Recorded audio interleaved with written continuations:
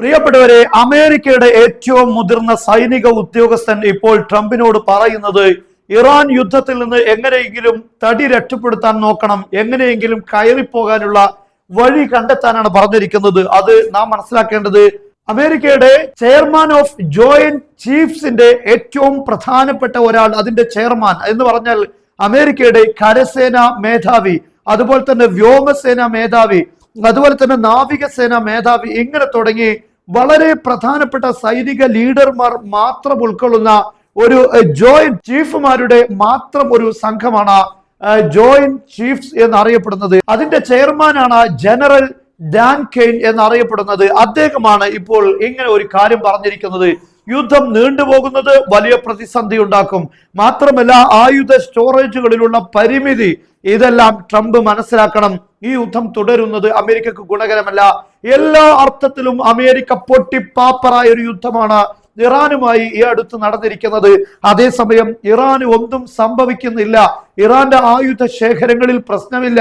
ഇനിയും അമേരിക്കയുമായി എത്ര നാൾ ഏറ്റുമുട്ടാൻ ഞങ്ങൾ റെഡിയാണെന്ന് പറഞ്ഞുകൊണ്ട് യുദ്ധത്തിന് അമേരിക്കയെ വെല്ലുവിളിച്ചുകൊണ്ടിരിക്കുന്ന ഇറാനും, അപ്പുറത്ത് ലോക പോലീസ് ഇപ്പോൾ ആയുധത്തിന്റെ സ്റ്റോറേജുകളുടെ പരിമിതി കാരണം പിന്നോട്ടടിക്കുന്ന സാഹചര്യവുമാണ് ലോകം കാണുന്നത്. ഇന്ന് ഇപ്പോൾ ഇറാൻ വിദേശകാര്യമന്ത്രി അബ്ബാസ് അറാഖ്ചി പറഞ്ഞിരിക്കുന്നത് മുസ്ലിം രാഷ്ട്രങ്ങൾ സ്വയം നിലനിൽപ്പിനെ കുറിച്ച് ആലോചിക്കേണ്ടതാണ്. അമേരിക്കയും അതുപോലെ തന്നെ ഇസ്രയേലും തുടങ്ങുന്ന സംവിധാനങ്ങൾ അത് ഒരിക്കലും തന്നെ നിങ്ങൾക്ക് ഗുണകരമാവുകയില്ല. അതുകൊണ്ട് തന്നെ ഈ രാഷ്ട്രങ്ങൾ സ്വയം പര്യാപ്തമാകുന്നതിനെ കുറിച്ച് ആലോചിക്കേണ്ടതുണ്ട്. ഇറാൻ അതിന്റെ ശക്തി അമേരിക്കക്ക് മുന്നിൽ ഇപ്പോൾ പ്രകടിപ്പിച്ചിരിക്കുകയാണ്.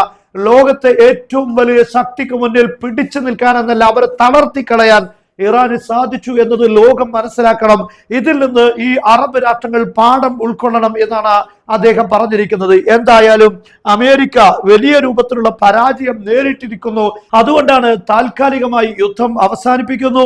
പക്ഷേ ഇപ്പോൾ പല സാഹചര്യങ്ങൾ ഉണ്ടായിട്ടും ഇറാനെതിരെ തിരിച്ചടിക്കാൻ അമേരിക്ക മുതിരുന്നില്ല. 48 മണിക്കൂറും അതുപോലെ 80 മണിക്കൂർ ട്രംപിന്റെ ഓരോരോ ഭീഷണികൾ അതെല്ലാം കഴിഞ്ഞു പോകുന്നു, പക്ഷെ ഒന്നും സംഭവിക്കുന്നില്ല. ഇതിന്റെ പേരിൽ തന്നെ ഇറാനികൾ ട്രംപിനെ പരിഹസിച്ചുകൊണ്ടിരിക്കുകയാണ്. ഇപ്പോൾ ഞാൻ പറഞ്ഞ ഈ ഒരു പ്രധാനപ്പെട്ട വാർത്ത, യുദ്ധം നിർത്തിപ്പോകാൻ വേണ്ടി ട്രംപിനോട് ആവശ്യപ്പെടുന്നു, എങ്ങനെയെങ്കിലും രക്ഷപ്പെടാൻ നോക്കൂ എന്നാണ് ട്രംപിനോട് പറയുന്നത്. ഈ കാര്യം CNN തന്നെയാണ് റിപ്പോർട്ട് ചെയ്തിരിക്കുന്നത്. എന്തായാലും വലിയ രൂപത്തിലുള്ള ഒരു ദുരന്ത സമാനമായ സാഹചര്യമാണ് അമേരിക്കൻ ചരിത്രത്തിൽ ഇപ്പോൾ ട്രംപ് വരുത്തി വെച്ചിരിക്കുന്നത്. ഏത് കാലത്തും അമേരിക്കയുടെ പരാജയത്തിന്റെ താളുകളിൽ ഇടം പിടിക്കുന്ന ഒരു സാഹചര്യമായി ഇത് മാറിയിരിക്കുന്നു.